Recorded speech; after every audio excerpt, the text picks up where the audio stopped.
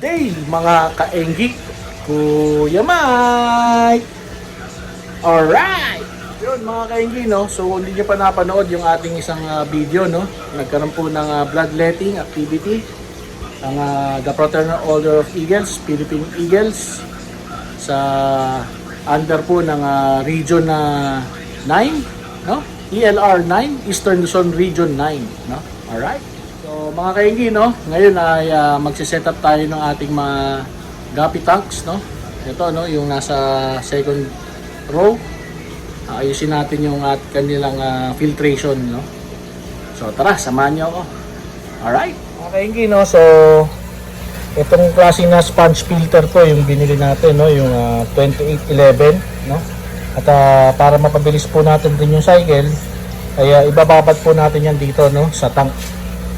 Ayan, no. So may nakababad na nauna, no. At buksan natin yung mga ibang sponge filter, tapos ibabad na po natin diyan, no, para mag-absorb na siya ng mga beneficial bacteria, no.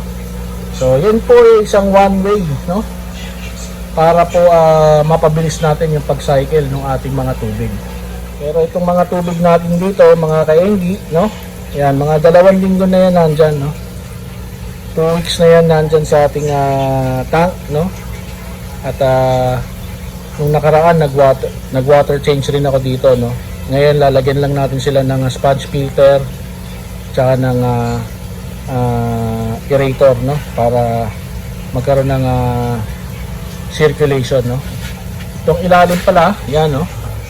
Yan, meron na itong mga sponge filter, no? At gumagana na yung kanilang mga aerator. Alright?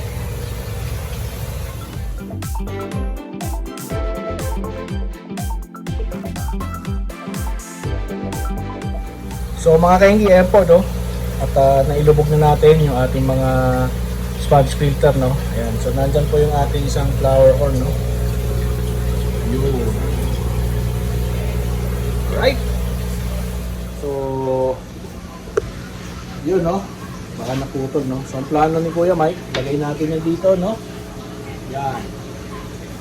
Tapos yung mga hose nya andun sa likod, pero bubutasan ko muna para mas madali, no. Alright, mga kainggi, ito ready na natin, no. Painitin muna natin yung ating soldering gun, no. Nag-ready na rin tayo ng ating extension. Yan. So pag mainit na yan, bubutasan natin yung ating PVC para mailatag natin yung ating mga hose. Alright. Kapag hinihintay po natin mga kainggi yung ating soldering gun uminit, no? Titigan muna natin yung ating mga full gold, no? Ayan, no? At naglagay tayo ng tubey. At ganun din dito sa ating AFR, no? Para palagi silang may pagkain, no? Yan, no? Alright, yun mga kainggi, no? So hirap nang walang nagbibideo sa atin, ano? Pero tignan natin kung mainit na, no? Butasan lang natin to sa gitna, no?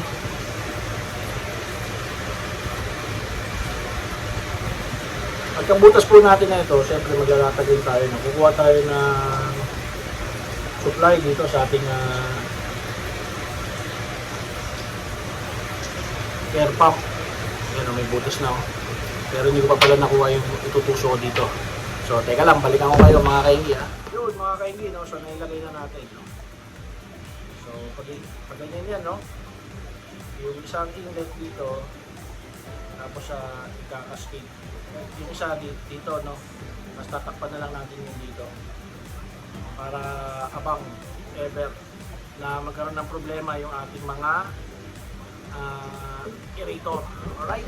Yun, so ito na po yung ating air controller. Ang style po dyan, no, pagkabutas, tukso ka agad yung air controller habang mainit pa, no? At malambot, may papasok natin kaagad. Alright? So balikan ko lang kayo mga kainggi.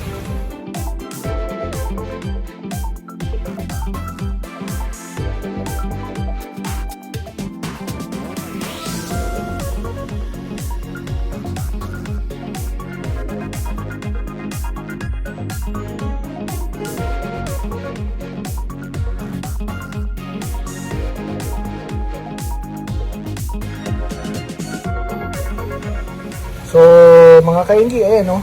Nailagay na natin, no? Medyo sumablay lang ng konti doon. Napatabingin natin. Pero goods pa rin yan, no? Ngayon ay isisil natin. Lalagyan natin ng glue gun, no? Para masil lang yung mga leak. Alright? Painitin lang natin yung glue gun, no? Tapos i-glue lang natin yung mga gilid. Ayan, no? Para hindi siya mag-leak o tumagas yung hangin, no? Alright? Yun, no? So, ginuglue na natin mga kainggi, no?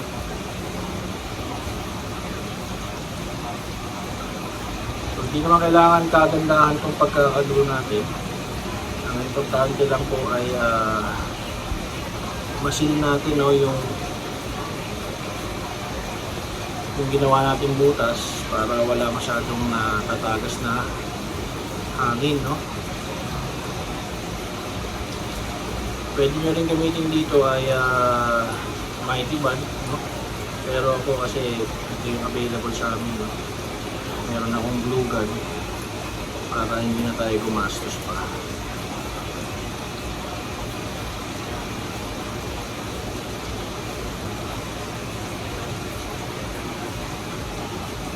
Yun. Yan. Tapos linisin lang natin to mga kainggi, no? Kasi may mga parang buhok-buhok. After nito ay tatali na natin to dun sa kanyang paglalagyan. Alright.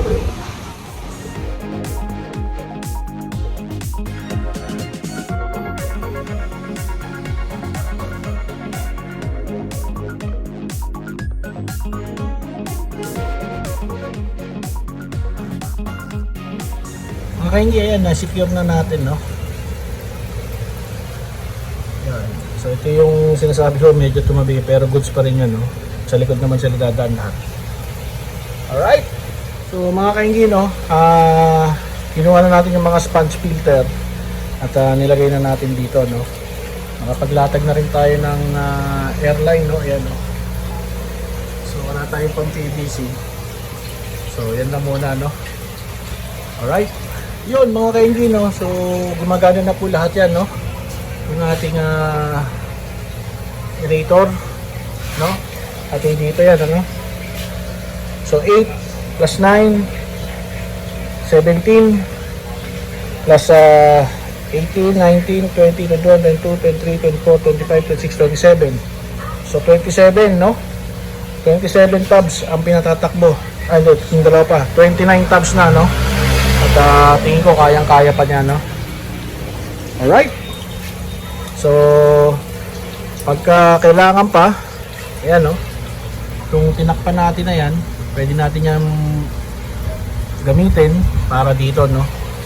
If ever na mag-decide ako na lagyan rin sila ng aerator. Walo rin yan dyan sa taas, no? Alright?